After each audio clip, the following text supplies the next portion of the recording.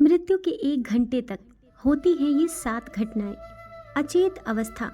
मृत्यु के बाद जब आत्मा शरीर से निकलती है तो कुछ समय के लिए अचेत अवस्था में रहती है।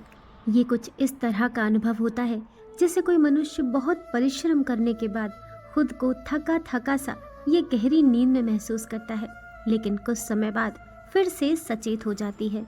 सामान्य सा व्यवहार। मृत्यु के बाद जब आत्मा शरीर से निकलती है तो उसके साथ क्या घटित हुआ है इस बात का अनुभव उसे नहीं रहता। इसलिए जब आत्मा शरीर से बाहर आ जाती है तो उसके बाद भी वो पहले की तरह ही सामान्य व्यवहार करती है। बेचैनी और घबराहट।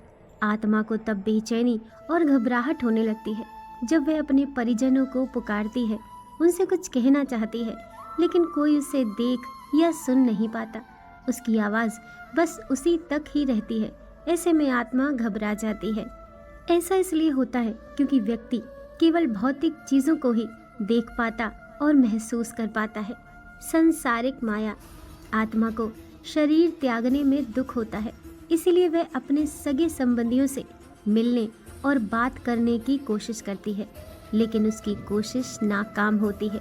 ऐसा इसलिए होता है क्योंकि आत्मा भी संसारिक मोह माया के जाल में फंसकर शरीर को छोड़ने में दुखी हो जाती है।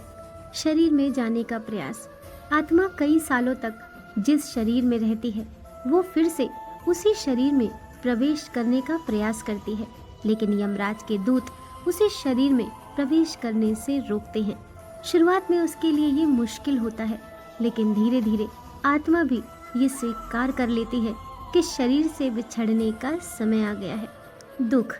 मृत शरीर से अलग होने के कुछ समय बाद आत्मा अपने कर्मों को याद करती है।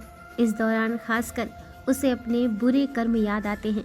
वह अपने परिवार वालों और सगे संबंधियों को रोता बिलखता देखती है और याद करती है कि उसके साथ उसने क्या अच्छा या बुरा किया। इसके बाद आत्मा यमलोक के मार्ग की ओर चल पड़ती है। कर्म के अनुसार नया जन्म। यम मार्ग में पहुंचने के बाद आत्मा को उसके कर्म के अनुसार नया जन्म मिलता है। कुछ आत्माओं को तुरंत ही नया जन्म मिल जाता है, तो वहीं कुछ आत्मा को इंतज़ार करना पड़ता है। दोस्तों, वीडियो पसंद आई हो तो लाइक कीजिए, चैनल को सब्सक्राइब कीजिए। मिलते हैं नेक्स्ट वीडियो के साथ।